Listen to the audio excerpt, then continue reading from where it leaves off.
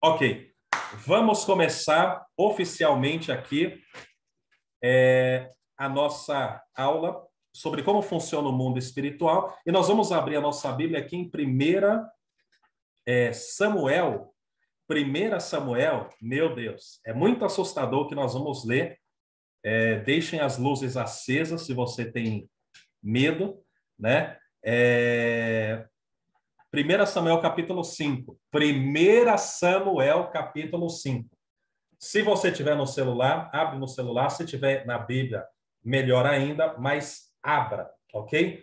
Folheie a Bíblia comigo e nós vamos ler 1 Samuel capítulo 5, ok?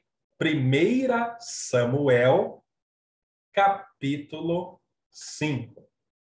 1 Samuel capítulo 5. Eu vou ler o versículo 2. Vamos ler o 1 também para entender o contexto, ok? Depois que tomaram a arca de Deus, os filisteus a levaram do campo de batalha em Ebenezer para a cidade de Asdod. Levaram a arca de Deus para o templo, irmãs, para o templo de Dagon, e a colocaram ao lado de uma estátua de Dagon. Contudo, na manhã seguinte, quando os moradores de Asdod se levantaram, viram que Dagon, o falso deus, um ídolo, né, estava caído com o rosto em terra, diante da arca do Senhor. Então levantaram Dagon, coitado Dagon, deixa eu te levantar. Levantaram e o puseram de volta em seu lugar. Na manhã do outro dia, porém, viram que tinha acontecido a mesma coisa. Uma estátua de um deus estranho, Dagon estava caído por terra, novamente com o rosto em terra, diante da arca do Senhor. Dessa vez, Deus tinha feito algo a mais. Olha o que aconteceu. Dessa vez, a cabeça e as mãos de Dagon tinham se quebrado, né? Deus tinha cortado a cabeça de Dagon, da estátua, e estavam juntos à porta de entrada. Somente o corpo, o tronco, permaneceu intacto. Por isso, até hoje, os sacerdotes de Dagon, do Deus estranho, e aqueles que entram em seu templo, em Asdod, não pisam na soleira da porta.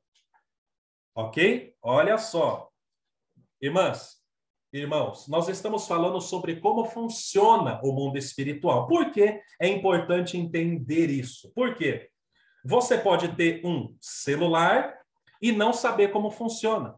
O seu celular pode ter coisas assustadoras. Você pode tirar foto, fazer vídeo, mas se você não souber usar, não adianta nada. Então, a pessoa ela precisa saber o quê? Como funciona. Como funciona. Tem uma passagem da Bíblia, e eu já vou entrar aqui nesse detalhe, que um homem, um africano, lá em Atos, capítulo 8, ele está voltando para casa, ele estava em Jerusalém, e de repente chega Filipe, que era evangelista, e ele fala assim para aquele homem: você entende o que você está lendo? Olha só, você entende o que você está lendo? E eu acho muito bonito o jeito que o africano responde. Ele diz assim: como entenderei se ninguém me explica? Irmãs, como entenderei se ninguém me explica?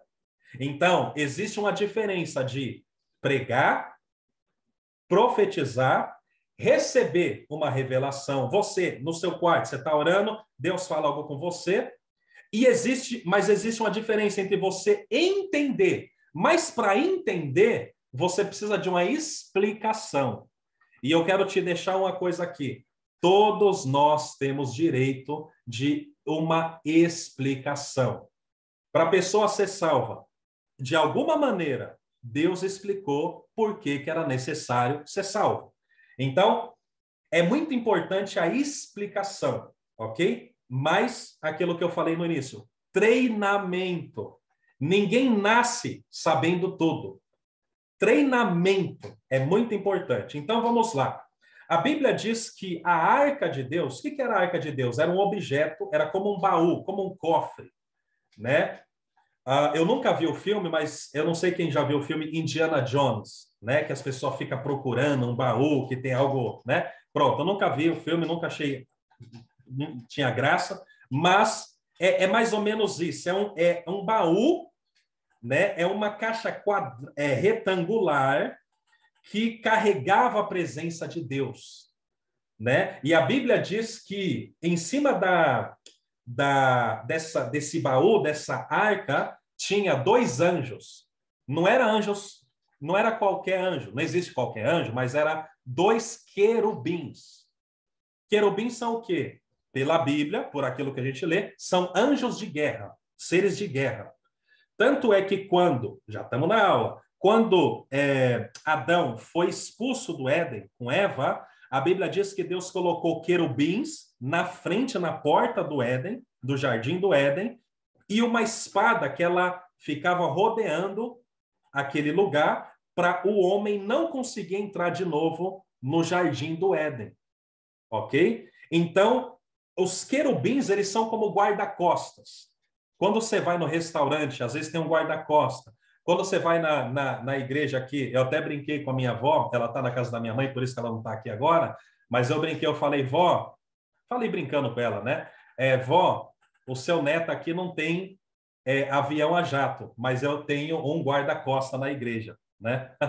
Tem um guarda-costa lá na igreja, que é o Gladson, né? Então, o guarda-costa, ele protege, né? E a Bíblia diz que existia 2 anjos, querubins, em cima da arca. E dentro da arca, que era algo que abria, uma caixa que abria, tinha 3 coisas. Primeiro, a lei de Deus, os 10 mandamentos, um rolo escrito com a lei de Deus dentro da arca. Segunda coisa, o maná que nunca apodreceu, nunca, imagina uma comida que nunca apodreceu, estava dentro da arca. E terceiro lugar, a vara de Arão que floresceu, que foi no momento que as pessoas estavam brincando com Moisés, falaram assim, Moisés, você só está levantando Arão porque Arão é seu parente. Mas Moisés não estava fazendo a obra de Deus com Arão porque era parente. Mas Deus tinha escolhido Arão também. Amém? E aí um dia Deus falou, coloquem uma vara, né? Na arca. E deixa pela noite ali aquela vara na arca. E a vara que tiver florescido da noite para o dia, essa vara, de quem for, é o homem que eu escolhi. E Deus mostrou que ele tinha escolhido Arão. Não porque era parente, mas porque Deus escolheu Arão. Então, na arca tinha essas 3 coisas. O poder do chamado, o poder da escolha, né? Tinha a lei, que era obedecer a Deus e conhecer a palavra, e tinha provisão, maná, né? E esse maná nunca apodrecia. Aí você diz assim, por que era importante esse maná, pastor? Porque normalmente a Bíblia diz que quando Deus fazia cair o maná, sempre o maná só durava um dia. Então, depois de um dia, se as pessoas guardassem o maná de hoje para amanhã, apodrecia, diz a Bíblia. Tanto é que a Bíblia diz que alguns homens não creram e falaram assim, a gente tem que guardar o maná de hoje para amanhã, porque e se Deus não fizer nada? Né? E aí a Bíblia diz que esse maná apodreceu. Então, aquela arca, irmãos, carregava poder. Tanto é que, às vezes, na batalha, os sacerdotes, eles levavam a arca na frente. Porque onde a arca de Deus passava, as pessoas ficavam assustadas. Era um objeto que estava carregado de poder. Por quê? Porque a arca simbolizava o próprio trono de Deus. A arca estava carregada de poder. E a Bíblia diz também que Deus ele mora no meio dos querubins, que estavam ali, um de um lado e um do outro na arca. Então, era um objeto muito santo. Era um objeto tão santo essa arca, que a Bíblia diz que o sacerdote só podia ver esse objeto uma vez por ano. E ele tinha que se preparar para fazer aquele sacrifício uma vez por ano. Então, olha que peso. Tinha objeto que o sacerdote via todo dia, que o povo via todo dia, mas tinha objetos que o sacerdote, só o sumo sacerdote via uma vez por ano. Então, esse objeto, em uma guerra, foi roubado. Aí você pergunta, meu Deus, pastor, mas não era um objeto tão poderoso? Mas Deus permitiu que esse objeto fosse roubado durante uma guerra. E por quê? Porque a Bíblia diz que o povo de Israel, eles estavam, vou dizer bem bonito, eles estavam rebeldes, né? Então, como eles estavam rebeldes, mesmo a arca tendo poder, a arca não ajudou eles. Quem está entendendo? Não ajudou eles naquele dia. Sendo que a arca, ela era um objeto também de guerra. Ela ia na frente abrindo caminho. Só que como o povo não estava se aproximando de Deus com sinceridade, a Bíblia mostra que a arca de Deus foi roubada. Pronto. Roubaram a arca. Quem roubou a arca, pastor? Os filisteus. Filisteus, né? E aí, você vai começar a ver algo misterioso, porque quando os filisteus roubaram a arca, eles colocaram a arca onde? No templo de um deus. Vamos trazer para o dia de hoje. Imagina que eles tivessem pegado a arca e colocassem no templo de algum deus. Pensa numa outra religião, que eu não quero falar aqui, porque vai ser gravado e às vezes as pessoas gostam, né? Qualquer deus aí, estranho, né? Colocou no meio do deus, talvez, do muçulmano, do deus do... Meu Deus, da magia negra. Imagina que colocaram em um templo de magia negra, colocaram um objeto que, na verdade, pertence a Deus. Olha só. A Bíblia diz que ali existia um Deus, uma divindade, né? Claro, um Deus com D minúsculo, um ídolo. E quando eles colocaram a arca de Deus do lado de Dagon, você tem que perceber, a gente está num estudo que está falando sobre o quê? Como funciona o mundo espiritual. Só de deixar do lado, a Bíblia diz que passou a noite, quando amanheceu, o Dagon, a imagem de Dagon, a imagem dele estava com a cara no chão, a estátua. Estava com a cara no chão, né? Então, existe uma força espiritual, tanto nas coisas que carregam o nome de Deus, como nas coisas que carregam o nome de outros deuses. Por isso, queridos irmãos, queridas irmãs, que a gente tem que tomar muito cuidado quando a gente permite que algo esteja perto de nós, ou na nossa casa, ou ao redor aquilo que é o nosso território, que na verdade carrega o nome de outro Deus. Porque pode ser uma coisa, mas só está escrito ali. Só está escrito. Só está escrito, mas está escrito algo que pertence a outro Deus. Então, isso tem que ser tirado. Por quê? Porque você vê que o Deus era tão zeloso que Deus não permitiu que aquele Deus ficasse de pé do lado dele. Porque senão, o que as pessoas iam pensar no outro dia? Viu? Agora nós temos o Deus lá dos israelitas e temos o nosso Deus, né? Vamos juntar as forças. Vamos juntar as forças? Deus falou, não dá para servir a dois deuses. Não dá para colocar em um templo dois deuses. Ou fica um, ou fica outro. E Deus, ele foi tão zeloso que mesmo no templo de Dagon, ele que ficou de pé, e o Deus daquele templo que caiu por terra. Então, imagens carregam poder. A gente tem que tomar muito cuidado com imagens, com fotos de imagens, com cartões postais. Eu lembro que isso não tem nada a ver, porque aqui tem pessoal da Bahia, que isso, quando eu morava em São Paulo, né? Eu lembro que eu usava uma fitinha, né? Do Senhor do Bonfim, nem sabia o que era, né? Eu usava uma fitinha quando meu padrasto ia lá para a Bahia, que ele gostava de ir, né? E aí ele vinha com várias fitinhas do Senhor do Bonfim. né? Então, olha só, é uma coisa que parece assim, nossa, é colorido, então eu vou usar, e aí quando fica velho, fica legal, porque significa que você já usou há muito tempo, ou... Não, olha só, é uma coisa que só está escrita ali, não sei o que, Senhor do Bom Fim, mas carrega, ali foi assinado para um outro Deus, bem? Então a gente tem que separar a nossa fé. A nossa fé é somente para Deus. A gente serve somente a Deus. Então a gente tem que analisar, será que na minha casa tem algum detalhe? Às vezes é uma coisa bem boba, como a fitinha, uma coisa boba, mas que tem uma assinatura de um Deus. Então, aí quando a gente vai orar ao nosso Deus, pode ser que há uma luta. Então, não traga nada para sua casa que seja. Por exemplo, eu já fui para a Índia, para a Ásia, 8 vezes.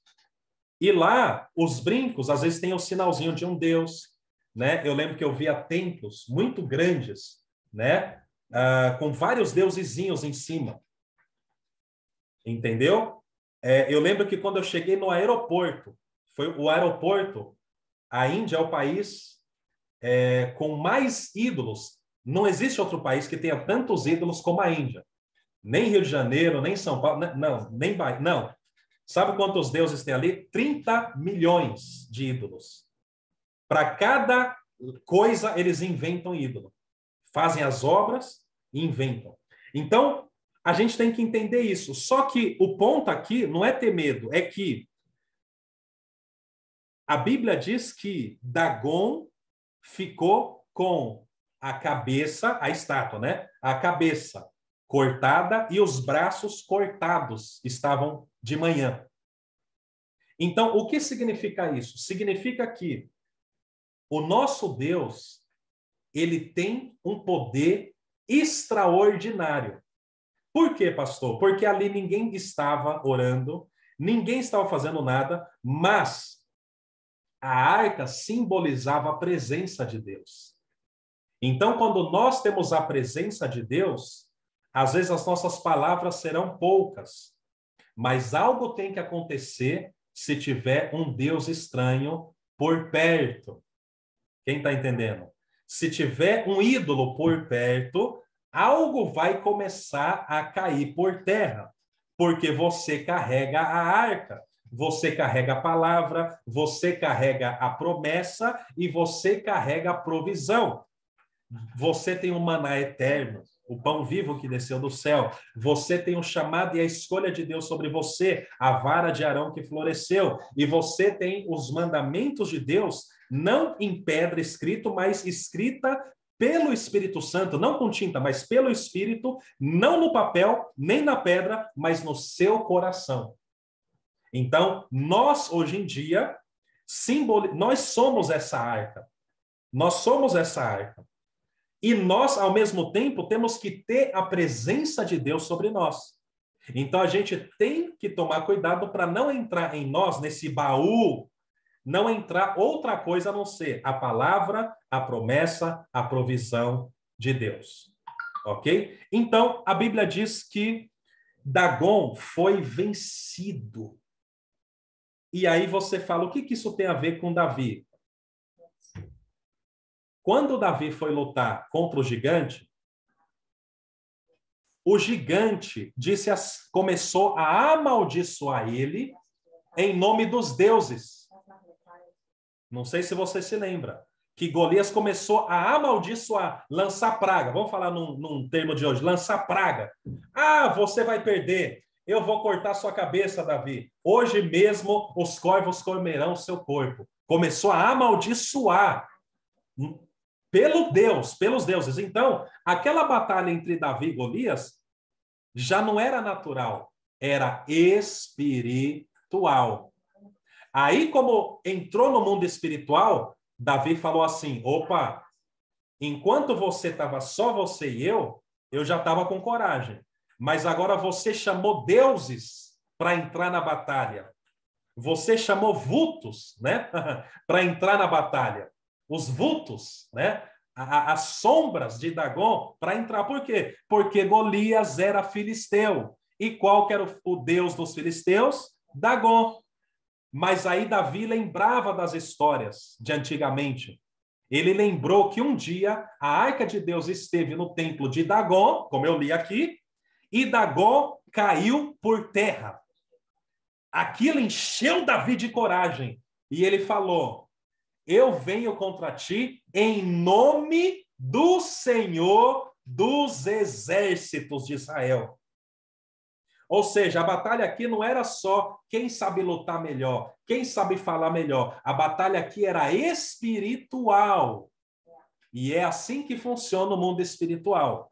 Quando há uma batalha espiritual, quando você vê que alguém está te atacando espiritualmente, e mesmo quando alguém não fala nada que está lutando com outro Deus contra você, você tem que saber, há uma batalha por trás dessa situação.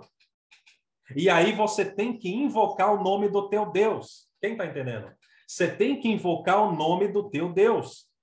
E foi isso que Davi disse. Ele falou: eu venho contra ti em nome do Senhor dos Exércitos. Então, qual é o ensinamento de hoje, pastor? A gente tem que enxergar o nosso inimigo vencido. Na cruz, a Bíblia diz que Jesus desarmou os poderes das trevas, as autoridades do mundo tenebroso das trevas. Ele desarmou. Então, por isso que a Bíblia diz, em Cristo, nós somos mais que vencedores. Então, quando você vai lutar contra o inimigo, numa oração, você está orando, você está repreendendo, você tem que ter essa visão. O meu inimigo, ele já é vencido por causa de Jesus. Ele já está vencido. Eu já venci ele por causa de Jesus. Claro que eu vou orar, claro que eu vou jejuar, claro que eu vou me esforçar para obedecer, mas ele já está vencido. Vou dar um exemplo aqui. Teve um homem de Deus que ele teve uma visão de um leão que estava atacando ele. Resumindo, chegou lá e Deus falou: olha na boca desse leão. Quando ele olhou na boca do leão, ele viu que o leão era bravo, mas o leão estava sem dente. Os dentes do leão estavam quebrados. Aí Jesus disse para ele nessa visão: o leão, ele ruge, o diabo, ele ruge como leão, mas eu venci ele na cruz. Então ele vem como um leão, mas a força dele, Jesus quebrou na cruz. Jesus venceu a morte na cruz. Jesus venceu todo e qualquer poder na cruz. É o que está escrito, a gente vai falar lá mais para frente, em Colossenses 2. Se quiser já ler, já anota aí para você ler depois. Colossenses, capítulo 2. Colossenses, capítulo 2. Colossenses, capítulo 2 e Colossenses, capítulo 2. Você lê. A Bíblia diz que Jesus desarmou e humilhou publicamente os inimigos. No mundo espiritual. Ali na cruz, ninguém estava vendo nada. Ele está só na cruz. Mas no mundo espiritual, a Bíblia diz que Jesus humilhou os demônios. Irmãos, não me pergunte como foi isso, como foi essa humilhação, mas Jesus, ele tem esse gosto de querer humilhar os nossos inimigos espirituais. Amém? Jesus, a própria Bíblia diz, a única coisa que você deve odiar, e a Bíblia ordena você odiar, é demônios. Olha só, está escrito na Bíblia. A Bíblia diz que o temor do Senhor é odiar o mal. Não as pessoas, mas o mal. Então, enquanto a gente não olha para algo e não fica nervoso em ver aquela situação, a gente não consegue vencer. A gente não vence o inimigo com dó dele. A gente não vence o inimigo falando: Senhor, se o Senhor quiser, me liberta disso. Não, você tem que ficar irado de estar do jeito que estava. Tem que ter uma ira. Tem que ter uma ira de você dizer: eu não aceito mais o meu filho assim. Eu não aceito. Quer ver? Um dia eu fui orar por uma pessoa e eu estava ali com a minha esposa, tal. Essa pessoa estava grávida, né? E aí veio aquelas conversas. Você conhece o papo furado, né? Ah, mas talvez o bebê vai nascer um pouco ruim de saúde por causa do pai, que não sei o quê. Naquele momento eu fiquei nervoso, porque eu tinha ido ali para orar, não para ficar falando, tipo assim, as matemáticas. Ah, o bebê está assim por causa disso, o bebê está assim por causa disso. Eu fiquei nervoso. Só que aquele nervoso era uma coisa boa. E eu orei assim, Senhor, esse bebê não tem nada a ver com o pai, nada a ver com a mãe, e em nome de Jesus, que esse bebê seja curado, porque era para o bebê nascer deformado, né, sem um membro, né? Eu mesmo tenho parentes que, pronto, nasceram sem um braço, né? Então era para o bebê nascer sem alguma parte do corpo. Você conhece essa situação, né? Que às vezes o bebezinho nasce sem uma mão, sem um pé, sem uma perna. Deus o livre. Mas aí eu falei, não, né? Eu orei e naquele momento eu estava virado contra o mal, amém? E eu falei, não, esse bebê não tem nada a ver com o pai, nada a ver com a mãe, não tem nada a ver. Ela é uma criança inocente, ela vai nascer saudável em nome de Jesus. E a criança nasceu inteira, com o corpo inteiro, porque os médicos disseram, ó, essa criança vai nascer com alguma parte, né? Esse problema vai atacar em algum lugar. Entendeu? Então, você tem que ficar nervoso, né? Enquanto a gente não fica nervoso, enquanto a gente pensa, ah, mas talvez isso é bom. Ah, mas talvez isso talvez seja bom. A gente não consegue ter a vitória, ok? Agora, deixa eu dar um conselho. Você não vai orar por um filho, por uma filha, por um marido, na frente dele, nervoso. Que aí vai misturar. A pessoa vai pensar, ele está nervoso comigo ou está nervoso? Não, você separa um momento que não tem ninguém em casa e você diz assim, ó, inimigo, eu não aceito mais que você toque na saúde, que você toque em vício na vida do meu filho, que você venha, eu te repreendo agora, sai da vida dele. Você tem que direcionar suas palavras contra o inimigo, porque a Bíblia diz que a palavra do Senhor é espada. Então a espada você tem que ir contra. Então tem momento que a gente ora a Deus, Senhor, vem nos ajudar, mas tem uma hora que a gente vai contra o inimigo. Então a gente repreende o inimigo com o poder de Deus, mas você está agora contra o inimigo, ok? E foi isso que Davi fez. Ele disse, eu vou te vencer em nome do meu Deus. E opa, eu lembro que lá atrás, Deus derrubou Dagon. Deus derrubou Dagon. A arca estava de um lado, Dagon estava do outro, e de manhã, cabeça de Dagon estava cortada, o braço de Dagon estava cortado e pronto. Então, nessa aula, que nós acabamos aqui a aula, ok? Eu quero te dizer, tenha uma visão do inimigo vencido. Tenha uma visão do seu inimigo vencido. Ele está vencido. Não estou dizendo que se brinca com ele. Não estou dizendo que fica dizendo, que nem eu já vi, não aqui, né? Mas um pastor dizendo assim, eu vou chutar o mulambo do cão. E depois passou um tempo, quem chutou quem foi o próprio que ele disse que ia chutar, ele foi chutado. Então, não é brincadeira. A gente respeita nossos inimigos, respeitar que eu digo, respeitar, saber que existe. Mas a gente não aceita. Então, não aceite mais nenhum mal contra a tua vida e comece a ficar nervoso. Pense. E às vezes a gente tem que, assim, treinar o nervoso. Assim como para amar, tem que lembrar dos bons momentos com o esposo, com a esposa. Tem que lembrar, poxa, já passamos tantas coisas juntos. Assim também,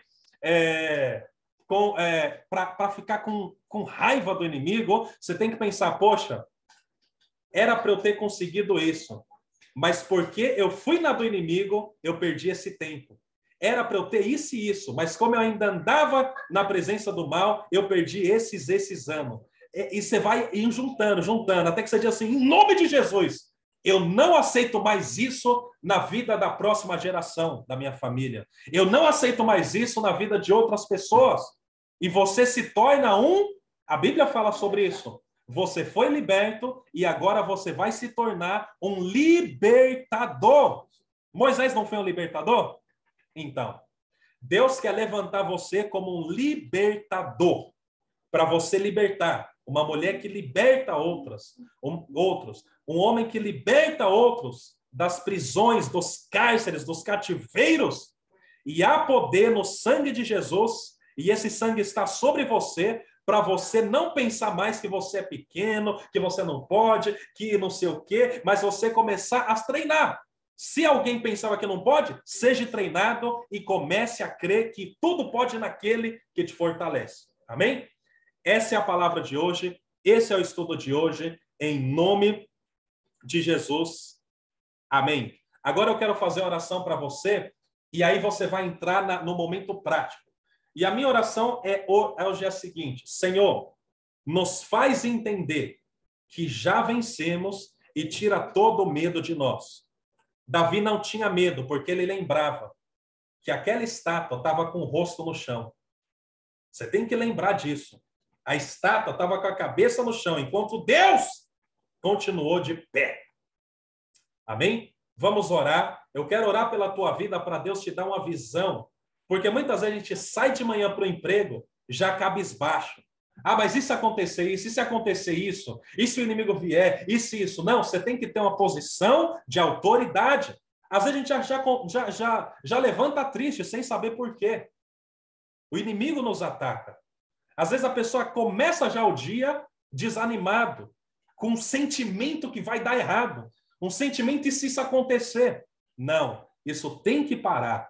Você é a solução através de Deus dentro de você. Pai, em nome de Jesus, eu oro pelas tuas filhas, para que tu abras os nossos olhos, os olhos delas e os olhos dos teus filhos, os olhos deles. Que o teu povo venha agora ter uma visão e entender e receber palavras proféticas, revelações, através de visões, através de frases na mente, através de uma nova coragem no corpo, no interior, de que alguma área que talvez pensava-se que não íamos vencer, naquela área, tu já venceste todos os nossos inimigos espirituais na cruz. Pai amado, se havia algum medo, joga por terra hoje em nome de Jesus. Pai amado, se havia alguma sensação que sempre acompanhava esse homem, essa mulher, uma sensação de que as coisas não vão dar certo, que o futuro vai ter doença, que o futuro, alguma coisa mais cedo ou mais tarde, não pode ser que as coisas estão correndo bem, mais cedo ou mais tarde algo vai acontecer. Não! Esses pensamentos plantados pelo inimigo, pensamentos de medo, pensamentos de morte, pensamentos de pensar que algo vai acontecer, pensamentos de que o mal vai conseguir entrar, de que alguma maldição vai conseguir agir, vai conseguir prevalecer, todo esse mal, todas essas frases que caia por terra em nome de Jesus. Que caia por terra, Arabacalabashiri, Arabacalabashiri, Aramaia.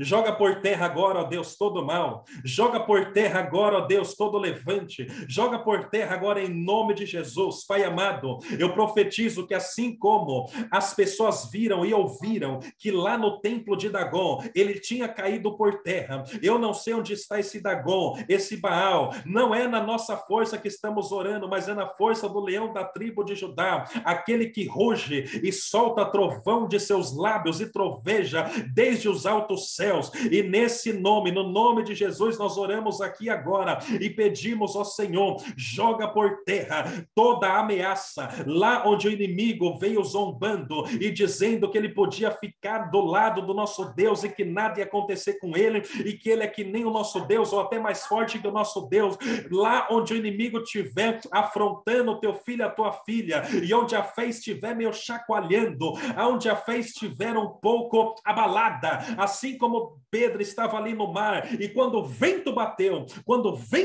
nele, ele começou a olhar para o vento, percebeu o vento, ficar com medo do vento e parou de olhar para Jesus, e naquele momento ele afundou. Se tem alguém aqui que está afundando, se tem alguém aqui que está afundando no medo, afundando no mal, afundando, meu Deus, no medo, pensamentos viciosos, pensamento de preocupação, pessoa que não consegue mais ler a Bíblia, pessoa que não consegue mais se concentrar, pessoa que tempo nunca mais deu um sorriso no meio da família, no meio dos seus, porque a tristeza atacou, a depressão atacou, o pânico atacou, o medo do amanhã atacou, e há tanta ansiedade do amanhã que não se dá mais para viver hoje. Mas agora, em nome de Jesus, que caia por terra, que caia por terra. Eu profetizo, meu Deus, que o inimigo não vai mais roubar nem um segundo, nem um minuto, nem uma hora da vida desse homem, dessa mulher, colocando preocupação dele, dela, sempre desejando o amanhã. Amanhã vai ser tudo bem, e quando chega o amanhã, é sempre amanhã, amanhã, e esse amanhã nunca chega. Mas a partir de hoje, como está escrito lá em Mateus 5, Mateus 6, nós cremos, como está escrito: não vos preocupeis, cuidem do dia de hoje, porque o amanhã Deus cuidará. Resolva, vença o mal que se levantou no hoje, porque o amanhã Deus cuidará. Deus proverá. Pai, meu Deus, enquanto eu estou orando, o Senhor me lembra da frase de Abraão que disse: o Senhor proverá para ele um cordeiro para ser sacrificado. Por quê, pastor? Porque a Bíblia diz que Deus disse: Abraão, sacrifica o teu filho. E ele foi para a montanha. E os servos de Abraão disseram assim: Abraão, você está indo para onde? Cadê o animal para ser sacrificado? Quem que vai ser sacrificado, Abraão? E Abraão deu uma frase poderosa. Ele disse: Deus vai resolver lá em cima. Lá em cima tem que ter um animal, porque o meu filho vai voltar comigo. Você tem que dar uma ordem de poder, uma palavra de comando. Você tem que dar uma palavra de comando. Você tem que dar uma palavra de comando. Você dizer assim: a partir de hoje, isso e isso não acontece mais na minha casa. Deus vai te encher do Espírito Santo. Deus vai te encher do Espírito Santo, a ponto de você dizer: a partir de hoje, eu não aceito mais esse medo dentro de mim, eu não aceito mais essas incertezas dentro de mim. Em nome de Jesus, o gigante vai cair.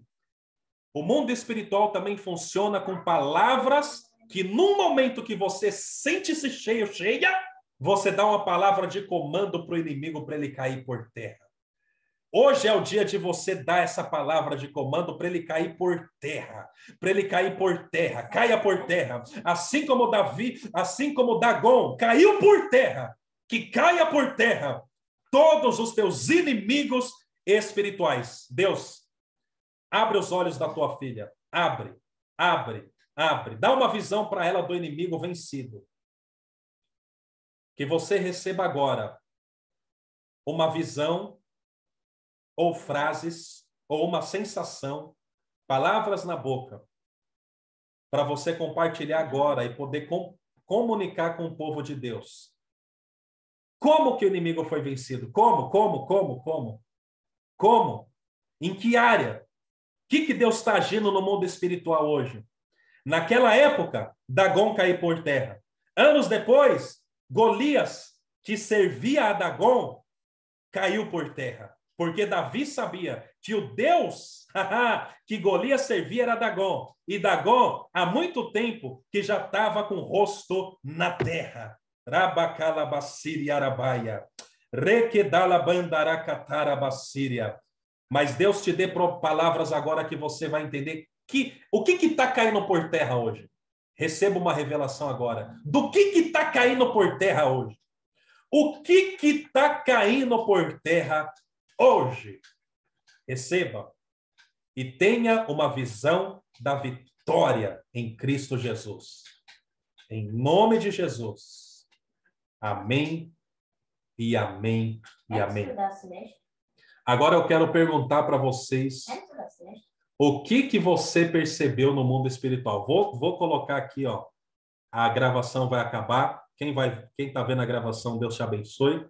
Mas agora é algo privado, só entre nós, ok? Que é algo privado. Deus abençoe.